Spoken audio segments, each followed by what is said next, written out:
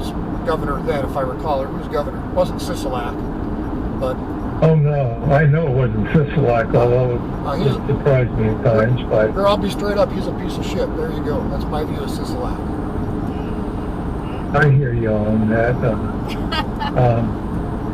Was that then the reasoning for bringing in this quasi-computerized system, it sounds like? Well, the reasoning they said was because it was going to save the highway patrol money, and that's why I call this a tax. And if I recall correctly, my attorney in the meeting that we went to has him saying it was a tax, saying that this financially benefits the highway patrol. Nevada small businesses paying a San Francisco company a bunch of money for every call that they get benefits the highway patrol. But it's not really a tax, it's just a fee.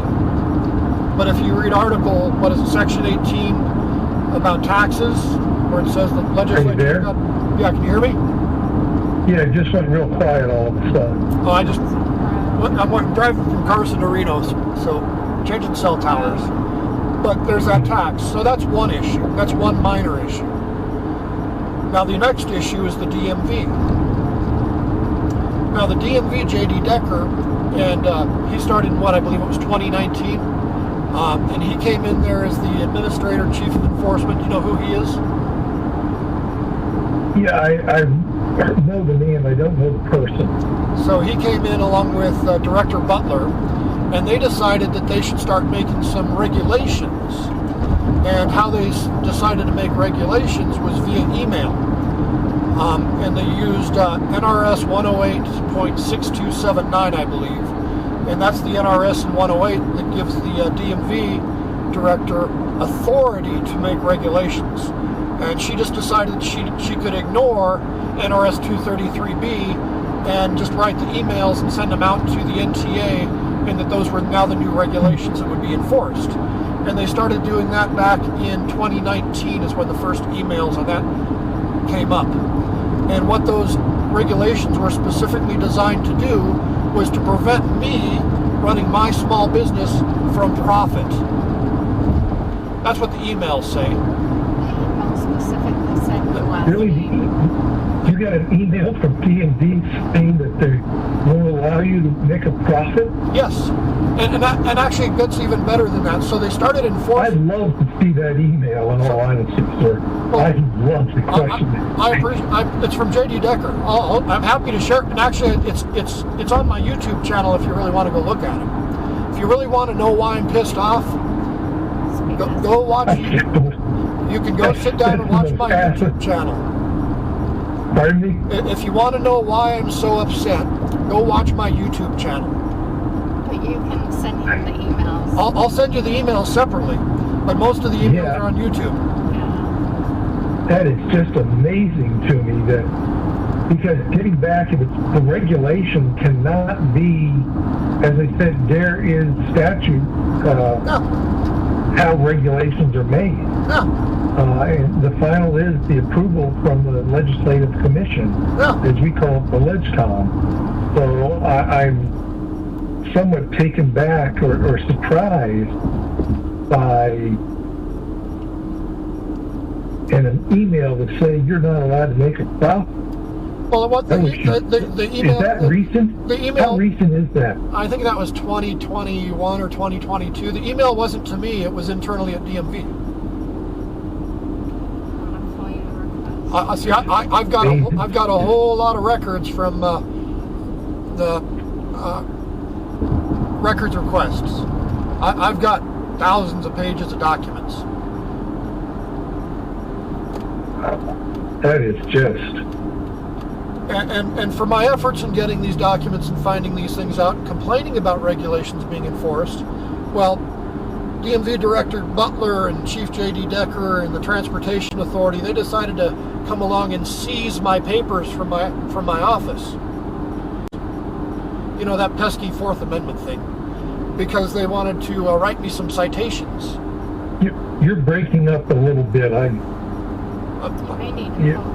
you by the, you say you're driving, are you by the, there in Pleasant Valley and Steamboat, particularly going by Nope, past nope, Steamboat. I'm by GSR right now. So Right in front of the airport.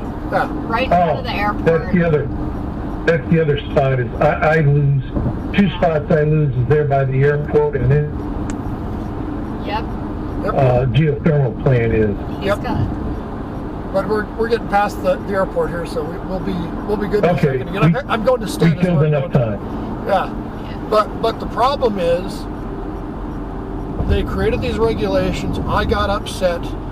I tried to solve the problem, and then what they did is they began writing my business citations. And they seized your papers. And they seized my papers. But here's where it gets even worse.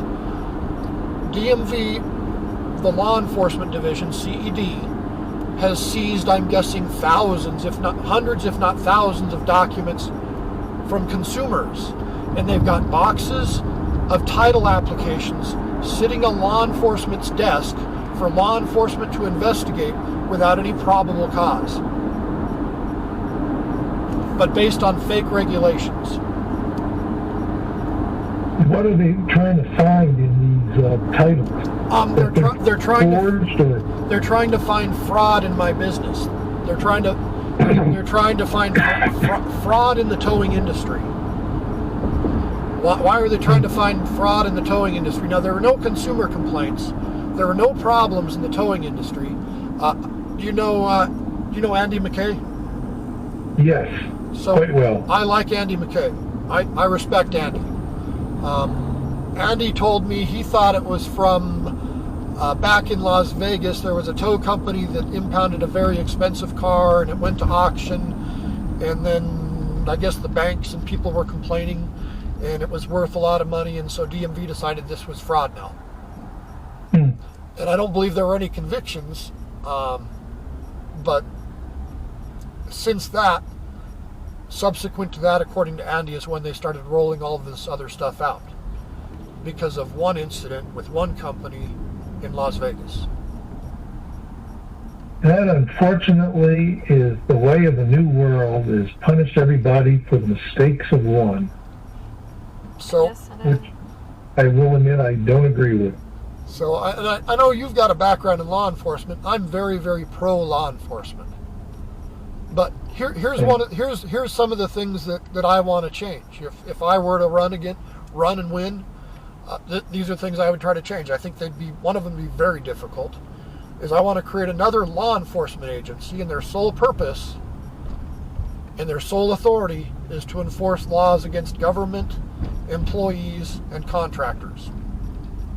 They uphold the Constitution, and they hold government employees accountable.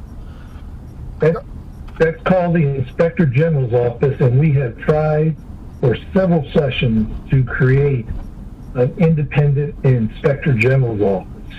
Yep, because our Attorney General is corrupt. It has been blocked by the Democrats each and every time. Yes. We do have an audit division, but unfortunately, once again, the politics of the majority party, they're limited in what is developed from the audit division at the legislature. The governor has an audit section also. Yeah. You're right. So that's one We've thing. tried for years. Another thing that I think would be probably even better than that, and the least expensive. The only part that would be expensive is the employee's time.